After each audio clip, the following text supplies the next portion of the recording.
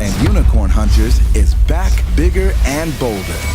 Can investors make money on this? We research and identify potential unicorns. That was the most inspiring pitch I've heard yet on the show. You hear the pitches? I can see the future through artificial intelligence. Then our Unicorn Hunters will stress test them. You mentioned that farmers are not trustful. Investors, they're probably even less trustful. Oh. You can predict the future. All I want to know is in 5 years, do I have hair and am I skinny? You are thinking big, you are thinking differently, you dare to be disruptive, and I commend you for that. She's that brilliant. I think she could be the next Elon Musk. It's so crazy, it might just work. Well, something's still wrong about the math here. How are you going to get to $20 million? When the former United States Treasurer tells you have a math problem. I think the mission is powerful. I'm not worried that he can't do it. I'm worried that he came here too soon. While I have a lot of hesitation, I think the icing on the cake is the fact that you are so clearly passionate about what you're doing, and the passion is so contagious. So what do you do if this does not work? One thing I am is stubborn. I don't just give up. Impress our experts, and it's a game changer. I believe in you, so I'm a yes. Yes, yes, and yes. With revolutionary companies. What if you had a solution that enabled you to see where your next risk is likely to materialize? The way that we treat pain, it's just outdated. We've only got 5 years to save the planet. What are we going to do? I'm going to give happiness a run for the money so you can realize your best self and a better world. Cross-examinations by celebrity guests. I think this company could be a real knockout. We have to see. Everyday world investors join the hunt, live in the audience. Should we be afraid of your AI? And the opportunity to get additional funding of up to 10 million unicorns. The official equity-backed cryptocurrency of Unicorn Hunters. Time to meet the next Elon Musk. Join the hunt for the next unicorn.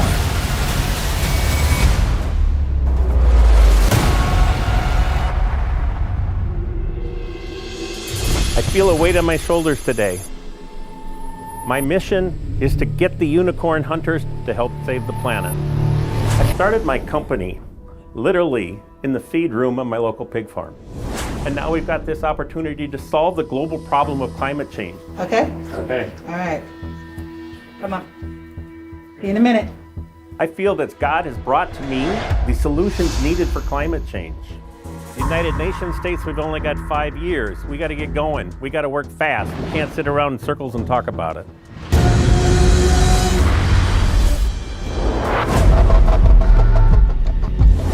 Mark Galswick is a visionary in the field of industrialized agriculture. He is the founder and CEO of Easy Automation, Inc., the largest provider of feed software and automation in North America. His company, a family business which he runs with his 2 sons, has been recognized as one of the fastest growing in the nation. Servicing over 3,000 farms and ag co-ops across America, he's received over 15 patents for his innovative technology solutions and has automated agriculture across the world. Now, he's drawing on 35 years of experience and expertise to answer his highest calling with a new company, Easy Energy Systems. Saving the planet by revolutionizing the way we produce and consume energy.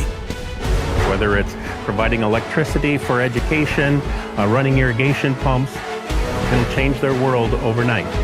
It's a staggering challenge. Will the Circle of Money believe that the Minnesota farm boy turned multimillionaire is a unicorn with the infrastructure, the plan, and indeed the energy to save the earth? My worst fear is that there's somebody sitting out there that would make a good partner, and I may have missed the one key point that they wanted to hear. It's like I have to be successful in bringing this in to save potentially millions of people from dying around the globe. Here we go. And 3, 2.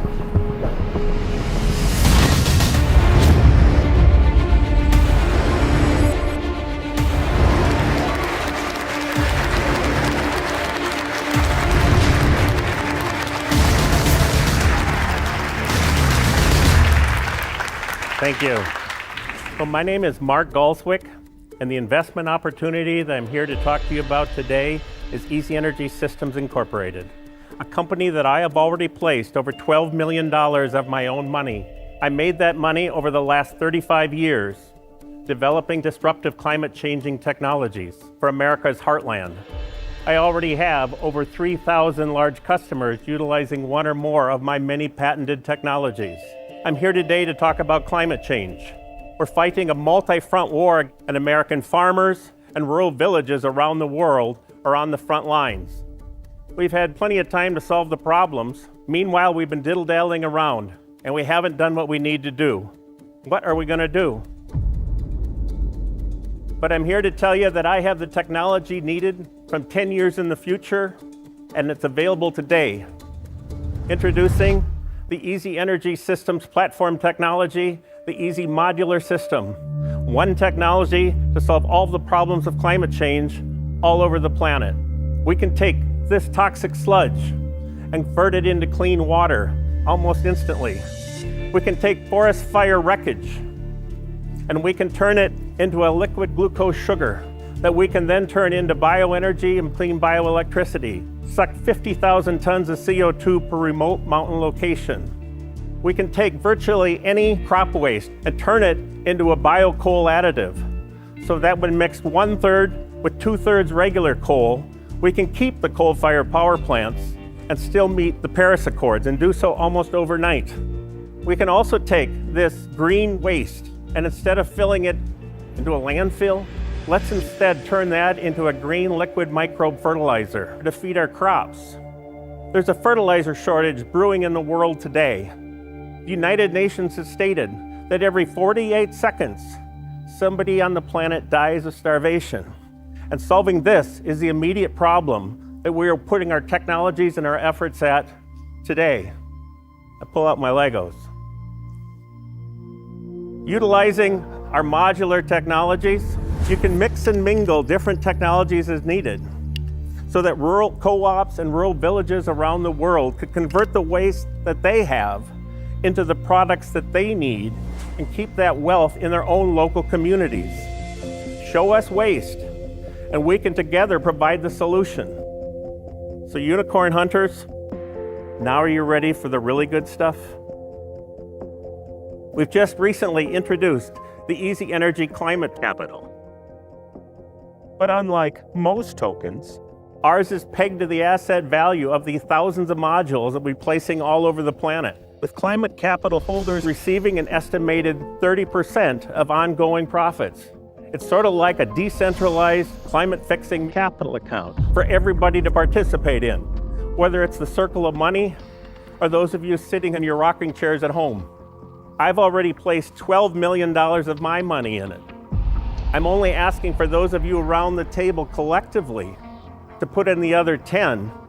If you can't tell already, this is my life's passion, okay? This is my focus. So I ask you today, what's $10 million if it holds the potential to literally save the planet?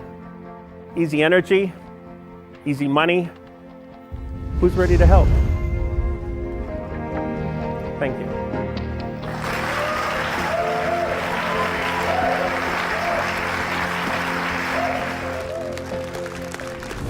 Coming up, I don't know how many of you have gone into rural remote farms. The Unicorn Grilling. How are you going to get to $20 million? We have about a 60 to 70% margin. Mark, you didn't answer my question. How do you make money?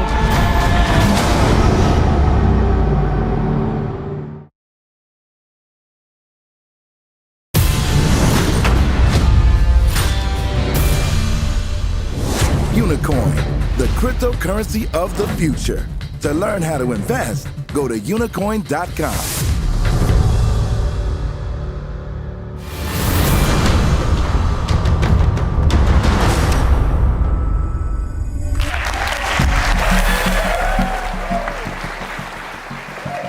Thank you so much, Mark. I got to commend you for taking on a couple of very challenging issues, of course, climate change and also helping American farmers. So thank you. I have a problem that maybe you could help solve. I'm a new parent of twins right now, and we are going through so many diapers full of fertilizer, right? Can you take something like that and turn it into recyclable energy? Yes. Yeah? We've got a technology called auto-segmentation. You put this in there, it vaporizes it, and then we separate all the different particles. We can make things like a biocement. We can make clean energy to run generators. I just want to be clear. You just said you would convert Lance Bass's baby's poop into energy. But I didn't say I'd do something with the smell, did I? I didn't say I'd take the smell away. You have actual functioning easy energy modules that are out there right now? Yes, we do. We have a full-scale demonstration plant, and we have built modules for different customers. And Mark, what is exactly the business model? How do you make money? The way we make money is each one of those systems sell for $1 million. We have about a 60 to 70% margin, because I always try to receive at least 50% down. Mark, I understand that, but you didn't answer my question. How do you make money? Do you license the models? Do you have recurring revenues? How does it work? You can now see why Silvina is our chairwoman. She does not allow any question to go unanswered. Yeah, no, so I'm trying to help me get there. So what we do is we build and sell these modules, okay, and we make that margin, and then we get a continuous license agreement for these systems running with different technologies all over the planet. Okay, so you have recurring revenues. Yes. Excellent, thank you. We built the sales up to $4 million a year. This next year, we're expected to do $20 million. How are you going to get to $20 million? Okay, to give you an idea, my company right now, at any one time, has over 200 feed mills doing different construction. So to my little world, it's like, well, if we're used to doing 200, these are only 20 modules. There's a concern out there that perhaps farmers are aging out. It's not individual farmers. What it is rural communities and rural co-ops. We only need one system for the entire co-op. We need one system for each of those co-ops. So when you think about the future of farming in America, what does that look like in terms of growth potential? Maybe there used to be 800 farmers together that owned the ag co-op, and now maybe there's 300. So I don't know if I answered your question. No, because you kind of reinforced my question. So you just said a co-op went from 800 to 300? Yep, but the dollars are greater. But the dollars are greater. Yes. I already have 3,000 ag co-ops across the country. So the idea is to utilize your 3,000 customers that you've already got from your other companies. Is that the idea to start there? Yes. I don't know how many of you have gone into rural remote farms. They don't believe people just walk in their front door. They want to see, show me. And so I can go there and say, okay, you don't believe me? Go talk to that co-op. Go talk to that ag customer. I've been automating them and taking care of them for years. And we believe that'll give us the credibility that needed. Mark, who the hell in farmer America can afford $1 million? You nailed the problem. You're correct. If I go to an ag co-op and say, spend $1 million, they probably not, right? So that's why the Easy Energy Climate Token is key. So much like today, they finance the John Deere tractor? Yes. The token holders are providing the funds that we can put a system in and lease it to you. I get it now. Yeah. Yeah, because I grew up watching them finance the literally millions of dollars of equipment. But they did it with on a John farm. Deere Finance, right? Yeah. So we really have like an Easy Energy Finance. Right. And even though it's $1 million at current fertilizer prices, it'll pay for itself in 6 months. And instead of just owning that asset, you're going to share in 45% of the net profit of that machine, not just till it's paid off, but for the entire life of the machine. As a financier, I'm accustomed to big problems requiring big funding. Gigantic problems require gigantic funding. You come here saying, I'm going to help to resolve the most gigantic problem of them all, and you're asking for $10 million. What's your magic? Our decentralized Easy Energy Climate Capital will provide the hundreds and hundreds of billions of dollars needed, which is better than about 70% of the tokens out there, because so many tokens are like, okay, it's a picture of nothing. They're not asset-based. They also don't have a share of a revenue stream. You know, it's like, the way I think of blockchain, I think of it as a fancy way to get a unique serial number. And you can either put that unique serial number on like hot air, or you can take and put it on in essence, a stock certificate, but the stock certificate is going to own those modules that we're putting out at each one of these sites. You have already the process and the technology, but how are you going to take it to market? How are you going to get the paying clients? I have already quoted over $13 billion worth of projects. Wow. Do you know what they need? their bankers say, well, this seems magic. How do you take water with no filters and membranes and instantly purify That's it? a good question, actually. How does that conversion process work for the layperson? There's a physics principle that the tinier and tinier and tinier you make a bubble, the outer shell disappears. So imagine a particle of dirt would stick to the outer shell. But if you make the bubble small enough, the dirt just literally falls out. And another part that's really neat is it can help reduce irrigation because those little bubbles can get sucked up into the plant versus rolling off. It seems too good to be true, right? It seems like, okay, Mark, you're telling us magic. You can turn dirty water into something useful, turn it into tequila.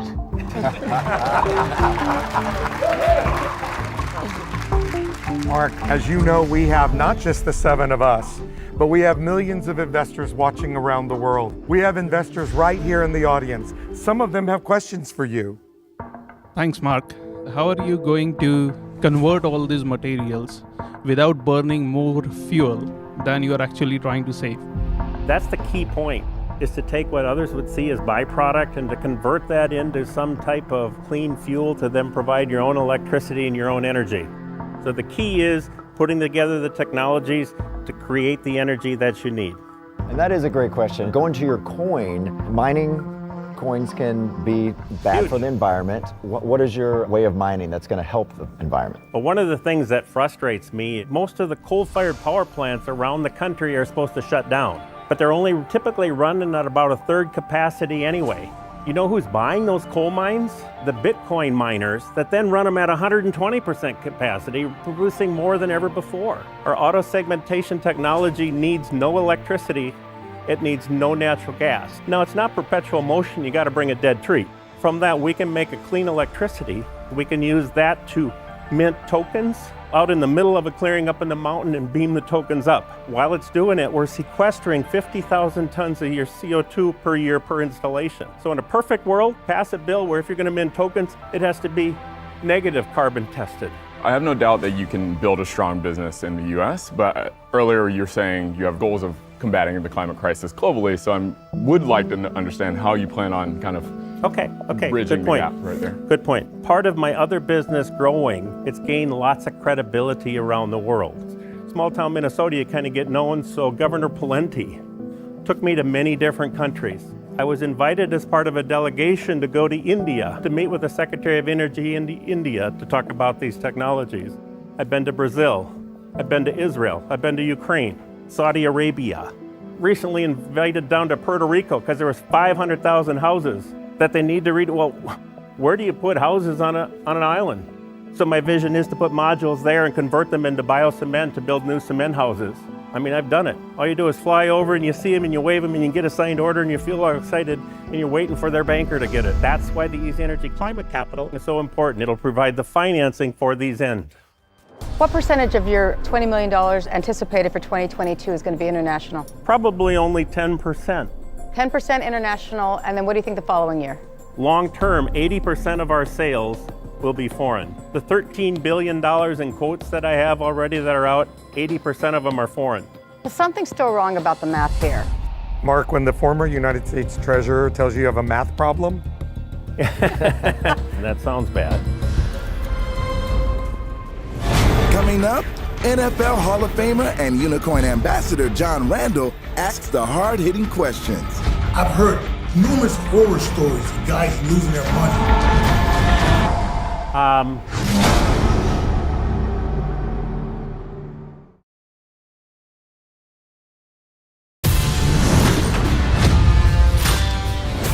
Something's still wrong about the math here. You've already put $12 million of your own money into this company. Yep. You're looking for an additional 10. Yep. That's $12 million. That's a lot of equity. I've got a demonstration plant sitting there, and my bank just recently had appraised. They appraised it at $12 million. So you can't take equity against that? I right today own 96% of the company. So if I've already put this money in, instead of putting more at risk, I want to bring in the $10 million. So for context, I launched Google's first climate tech accelerator, and I've done a lot of investing in ag tech and climate tech. But so I know personally there are a few companies that are doing something similar in this space. So why you, why your team, and what makes you different, or how do you think about competition in this space? Okay, so don't take this wrong, but I'm a farm boy, okay? And there's lots of technologies that have been developed in some of the big cities and so forth, but I never see the person in the lab putting on blue jeans and going out and telling the welders how to do it. Okay, I know how to weld. And you can talk to my people. If I need to go down and put the rubber boots on and go down and fix it, I will. And that's the big thing that takes us over the top compared to the others. Another thing that's really important to us is honesty and integrity. And that's part of what comes from small town America, okay? You can't lie to anybody because tomorrow they'll know you lied. And so you generate that trust and you generate that empathy to be taking care of customers. Not to say competition won't come along, and if they will come along, maybe they ought to just be a different Lego color that we license. I don't care. Okay? All right, Mr. Lego, how do you go from farm boy to tech millionaire? Grew up in Tremont, Minnesota, a little town of 800 people. I went to St. Olaf College for physics, math, and computer science.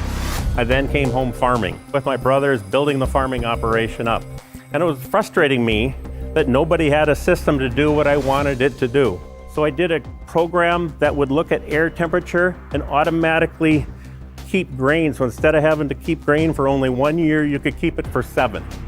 So a company came to me and says, okay, Mark, you want to put a feed mill on your own farm? I'm a 25-year-old kid, right? All you got to do is write the software and we'll put up a $150,000 feed mill.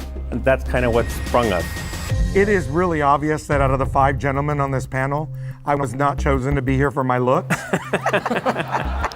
But I am an expert in federal government funding. Great.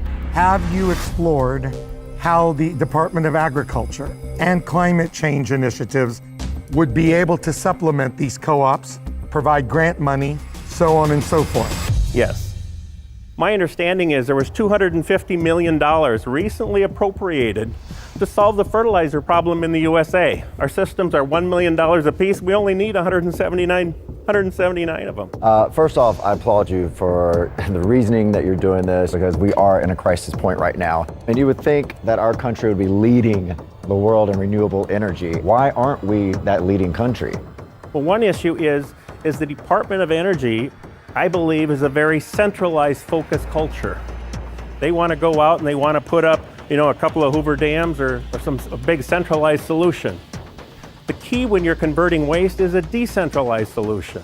There are grants that are happening, and what happened is, instead of giving all kinds of us $2 million, they pick like 8 $500 million solutions because they think centralized. And most of them failed. Mark, you mentioned that farmers are not very trustful. Now, investors who are watching this show and whom you are actually pitching, because we are here just 7 of millions of possible investors, they're probably even less trustful. Yeah, good point. For investment to be attractive for investors, it also has to be defensible from competition. Can you tell us a little bit more about your patents? Yes, I myself have over 20 different patents. Virtually everything cool that I'm talking about has a patent. And I try to get US and Canada patents on everything. You talk a lot about many different things, from water purification to fertilizer. You're all over the board. And also you talk about a tokenized asset in which people can invest in. I'm confused, because how do you manage to do all of that? And what is the priority? What is what you are going to take to the market first? Yeah. We're going to focus first on solving the food shortage. The crisis is not enough fertilizer in the world, but this one module that turns green waste into liquid microbe fertilizer. It replaces 1/3 of the fertilizer needed for the American corn farmers.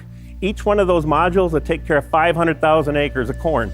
So if you do the math, you only need 179, and we solve the problem in the United States. But I need the 10 million in from the rest of you to help me get these systems all over the world so millions of people don't die. And my belief is, if I come to your village and I've all of a sudden given you've got food, your crops are growing, it's going to be pretty easy for me to come there and say, okay, now I got another thing that converts your waste. Yeah, but they just need to show you the money. That's like the they need kissing, to show, which is where the climate capital comes in. If you can produce fertilizers, why don't you bring a buyer as part of your investment strategy? In a little town of 800 people, you don't have venture capitalists in your phone book. Most of the money is on the coast. They want $100 million investment, and then they want to take the whole company, and I'm like watching. That's exactly why we created this show, to give an opportunity to entrepreneurs like you to present your case directly to individual investors around the world. So for them, it's important to know what exactly they are getting and what's your way for making it liquid, tradable. Let's say you bought $1 million worth of climate capital right now, and we go and we sell you one of these fertilizer systems. That system and the fertilizer system with current prices will pay for itself every 6 months. So you, as the certificate holder, will receive 45% of the net profits of her machine that's running, not just till it's paid back, but for the entire life of the machine. We're estimating it's going to be about a 30% rate of return on the climate capital. Thank you. Okay, Mark, that is enough from us at the moment, but we actually have a celebrity from your home state of Minnesota. He wants to know a little bit more, so say hello to Hall of Famer and defensive tackle for the Vikings, John Randall. All right, John, what would you like to ask Mark? Hey, Mark, company sounds awesome, but I got a question for you. You know, NFL players are always looking at ways to grow their portfolios or looking at ways to make extra money. But, you know, with that, I've heard numerous horror stories of guys losing their money. So what makes Easy Energy a safe investment? I'm not coming to you and saying invest $100 million and pray and hope. If you want to invest in buying our climate capital, invest $5,000 and watch. If you're from Minnesota, though, what I would say is go for a ride. In fact, come see me and go for a ride. In most of rural Minnesota communities, those large elevators that you see, they're my customers. We're already automating it. But I would say put in some and see. Great answer, Mark. From one Minnesotan to another Minnesotan, Skol, and good luck with you and your company. Thank you so much, and thank you for the time.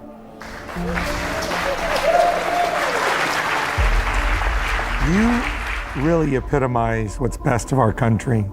Seriously. Thank you. Those are Born kind on a words. farm, the contributions you've made to agriculture, pioneering new technologies, creating solutions to the challenges that feed us all. People forget. Yeah. So thank you, regardless of what ends up happening here. Right, thank you for everything you've done. Mark, I will second Mo and say that talent has no walls. You, coming from a small town, are building groundbreaking technologies.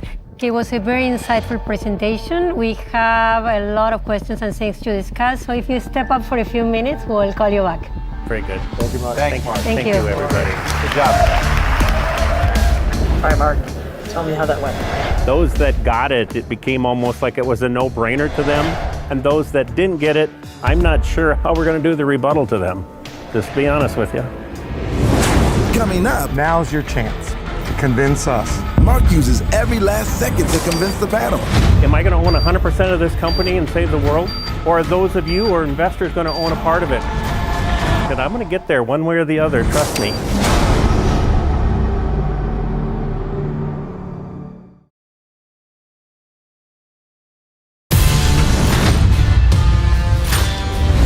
Unicoin, next generation cryptocurrency designed to be equity-backed and dividend-paying.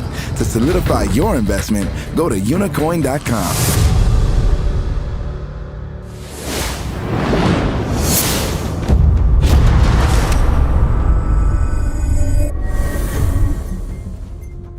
Okay, is he gone? Yep. I think so. Yep. You know, where my concern lies right now is this is a very crowded space. Everyone's entering the climate change battle. There's billions of dollars being targeted for this on the federal level, states across the country. I actually think, although it's crowded, I think the opportunity is pretty large. I think my issue is that my first criteria is always the team, and for me, the team is him. Yeah. And I feel like there's so much risk involved with what happens if he were not in front of this company or leading this company when he's the IP, he has the relationships. That's my biggest fear. It's also very clear that he's so intelligent and so successful with his past company. He's got the goods to back the claims. I agree with you. I love also people who have skin on the game. He put $12 million. That's a lot of skin. Yeah. That's like a whole lot of skin. I think that one important thing, going back to Jason, is he has the technology, he has the patent, He has the vision, but I don't think that he has the team to take the company to a unicorn level company. So perhaps that's one thing to think about, like opening up a little bit more. Well, opening, you mean from coast to coast? For that matter, from continent to continent. Exactly. Yeah, right? exactly. It's so niche within. Yeah, they're not getting it. You know, they're talking about around the coast, and I got customers everywhere. And so it's just like the key point would be to look at my dots on the map. He has proven he could do it once before, and I think we can't lose sight of that. You're right. That he has built a company which the average human being on the earth has not done. Yeah. Right? I do feel like he's missing an advisor, or does he? You know, does he have his board planned out? What's their role in here? How can they? An advisory council that can help him. So the $12 million that he already put into his company, and obviously he doesn't want any debt, and I get that. There's probably a lot of people who think that way. Is that something you should be thinking about, though? My thought here is when you're taking venture capital in terms of adding venture investors to your cap table, you also need to have venture growth curve, right? And so I question, will he be able to scale the business at the rate that I as an investor would want in terms of the returns I want to see for that business, right? Especially if he's doing door-to-door, or what do you call it? Farm-to-farm. Farm-to-farm selling, right, of the business. All I know is that when that comes from you as a director of Google Ventures, I just feel like I listen to God. I wouldn't go that far. Don't tell my mom you said that. It's not just that he's asking for a $10 million investment in the company, it's the whole notion of this token as well that he's pegged to the company. The only thing I'll say on that, Chris, is I am a huge advocate for asset-backed cryptocurrency. Ginormous advocate. Yep. And I give him a hell of a lot of credit for recognizing that the next generations of crypto should be asset-backed. It was so interesting and coincidental that our show, just released our cryptocurrency, which is backed by assets, which is going to be paying dividends. So he's been working almost on a parallel track. In fact, I even learned one thing from him today, which I'm going to suggest to our board to introduce in our own coin, to announce that it's going to be carbon neutral. At the same time, what gave me a pause is that he's been asking for $10 million investment, and then just casually slide in that $200 million is also going to be desired. It's not easy to do what he did, and it's very clear that he's passionate about this cause and that he's really speaking from the heart, which is why I think there were moments where there was so much passion and so much that he wanted to impart that sometimes it was hard following along the path. I understand that because you want to do everything, right? It's hard if you don't have a focus on one thing, you're never going to make anything happen. But investors are going to want to know what he's going to do as part of the plans. It's not something you still should be thinking about. So does anyone have any more questions, or shall we bring him back in? Let's bring him back in. Bring him in. Yeah, we got to go. I don't think they got it. When I was starting my first company, everybody said the same thing, and now I'm the only one standing. I get it.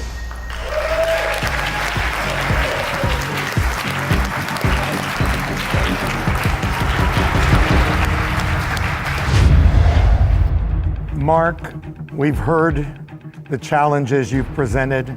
We've heard your proposed solutions. We've heard your innovative spirit. Now's your chance to convince the 7 of us, our live audience here today, and the global investors that are watching you as well. You have 60 seconds. Let's count it down.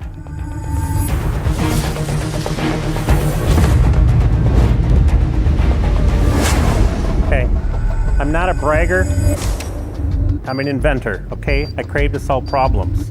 And I can tell you that every single problem that I have ever patented, that I've ever tried to solve, has become the Kleenex of its solution, okay? It's become the #1 solution. So when I was starting my first company, everybody says, well, everybody's doing it, that's fine. I was at a show the other day, and somebody else said, Mark, you're the only one still standing. I've hit it every single time. Now, when I was getting the first company started, people were saying, well, you don't have this, you don't have that, you don't have that. And maybe they didn't invest. Today, I own 100% of that company. So to me, the question is today, am I going to own 100% of this company and save the world? Or are those of you or investors going to own a part of it? Because I'm going to get there one way or the other, trust me. but you're going to have to take and answer to your children that we had a chance to support something that had the potential to solve the world. I've put 12 million in, and all those around the table, I'm asking you to share the other part. And if you didn't do it, you got to answer that to your children. Well, we had our chance, and we didn't do it. Coming up, you're not a salesman. Will the circle of money go all in on easy energy? I am concerned about your ability to scale up. I believe in what you're doing. You put your money where your mouth was. I like that.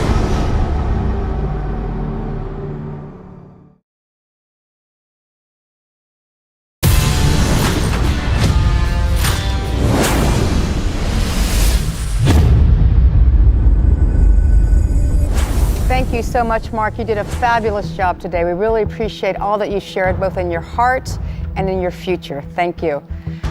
Now we're going to leave it to the rest of us to kind of think about how we want to invest in you. There isn't a slick bone in your body, and we get really slick operators in this circle, and they have all the right answers with regard to return, and it doesn't matter how much of a rate of return we're getting if we can't find clean drinking water and food. And you have so many ideas, and you're clearly so gifted as an inventor. I believe in you, so I vote yes.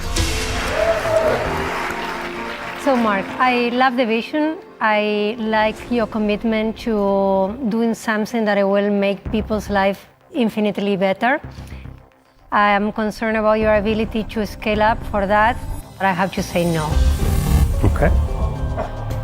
Mark, you're definitely one of the most confident people that I've heard pitch to us in a while. And, I look at things differently now having kids, and I want to leave this world in a better place for them. I want this to work. And I think, I get you. I completely get you. And I think you can figure it out. And for that, I am saying yes. Mark, I'm going to be very direct and hopefully extremely constructive. Okay. Obviously, your technologies have led to your success already. I believe in what you're doing. From an investment perspective, I'm going to have to say no. Okay, very good. That's very fair. Wow. That's very fair. I'm genuinely conflicted. I feel like it's a really crowded space. That worries me for you. But then again,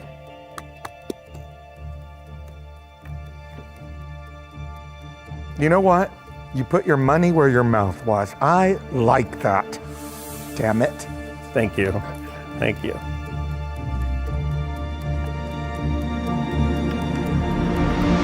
I'm a yes.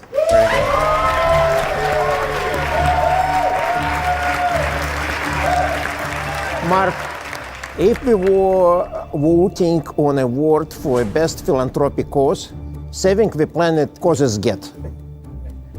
Your vision is so complex that I could not arrive to a conclusion that it's indeed such an exceptional investment opportunity.